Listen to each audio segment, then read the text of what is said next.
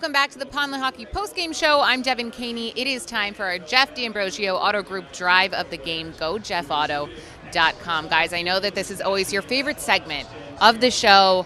I love to randomly call on you. So, Mikey Miz, you look like you are itching to give your drive of the game. Did I call on you first last time, too? I think you got me last week, but since you did it, you can't take it back now. Yeah, I won't. All right, so, most people would go with the first drive of the game, which set the tone. But I'm going to go with the drive that made it 14-0 because they took over at their own 8 in that drive, and there were a couple of really important conversions.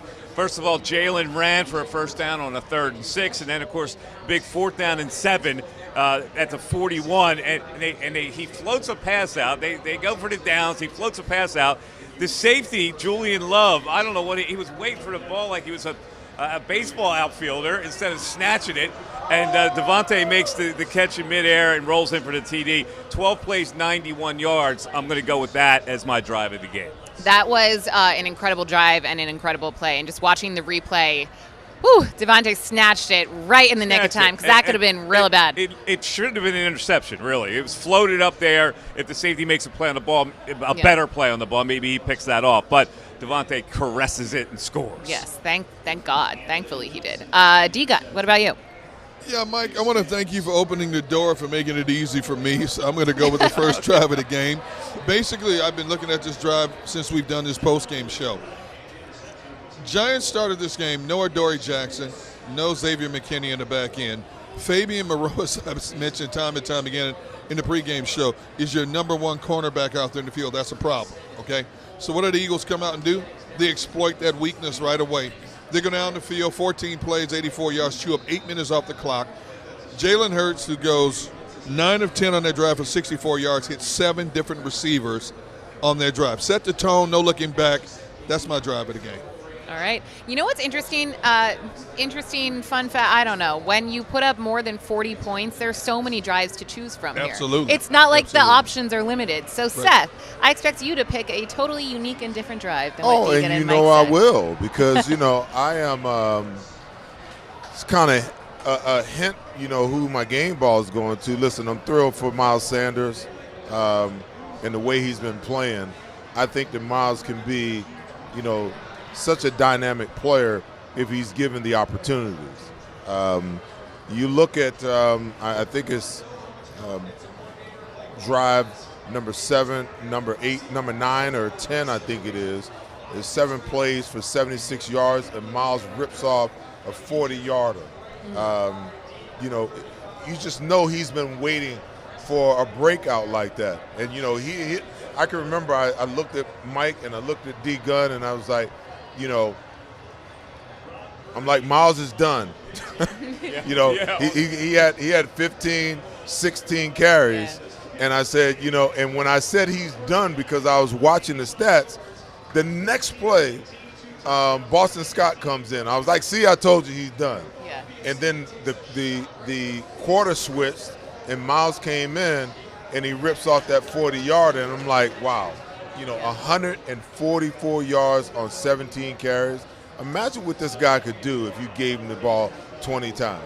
And we talked about it in the pregame, and a lot of people, in the chat section was talking about, Miles can't carry the ball, 20 times a game.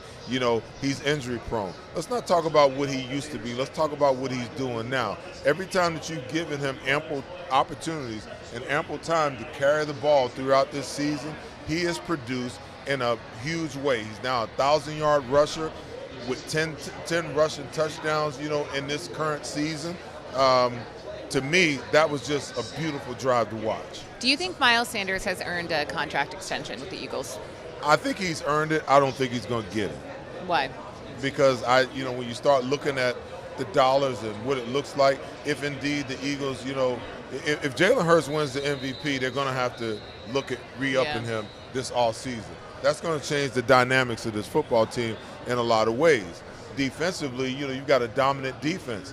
You got Kazir White you got to think about. You got Bradbury you got to think about. You got C.J. Gardner-Johnson you got to think about. All these guys on expiring contracts. You got to think about, hey, and are we going to bring back BG? Are we going to bring back? So when you start thinking about all of that, and you start thinking about what has to be done to keep the offensive side intact, because you got to do that for your franchise quarterback if you're going to pay him franchise money, then, you know, it starts to look more and more like, you know, that old mantra that, you know, we can find a running back anywhere. Yeah, I mean, it's the downside of being a great football team, too. You know, you have to pay your quarterback. You're going to lose guys. I also like that you mentioned Boston Scott, and I really appreciate that even though it was in garbage time, Boston Scott still got a touchdown against the Giants, because it's only right. It's become a tradition. Boston Scott has to score when the Eagles play the Giants. And you know Nick Sirianni likes to be cute like that, so I really appreciated that they still snuck that one in. I know the real reason you appreciate it. Oh, what's the real? Because I had money on it, probably. Don't forget to add my boy. What did my boy got a couple snags today? Who's my boy? Jack Stoll. Jack Stoll. Yeah. With 2 more catches. Is he going to get your game ball today for his 2 catches, Mike? No. Hey, listen, those catches are critical. I think, they are. Listen, you talk about Jack Stoll, but Calcaterra, they both had. Yeah, had 2 catches also. 2 catches apiece for, you know, right around 20 yards each.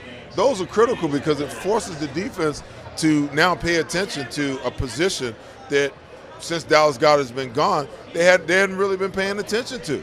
For the last 2 weeks, they've done that. Well, and you know what's incredible, you know, talking about offense, defense being dominant, Dallas Goedert is out, and yes, he's a massive loss, but the Eagles didn't seem to feel it at all today. Like, they're carrying on just fine. Your boy Jack Stoll, Calcaterra, like, they're stepping up. So. The last 2 weeks, though. Yeah. The last 2 weeks, really, yeah. Yeah, you're right. Last 2 weeks, because everybody was talking, since Dallas has been out, we haven't been able, you know, the tight ends, they're just out there. They're not doing anything. Then back-to-back weeks, bam, bam, you know. You know what it is? This team is so good that they absorb lesser talents to fit in well. You know, like, the defense is littered with guys like that, except for Kayvon Wallace. It's a good test. But, you know, guys like Josiah Scott have come in, Epps have come in. Those guys have been absorbed by the overall whole of how good they are. Well, it's that standard that they talk about, okay?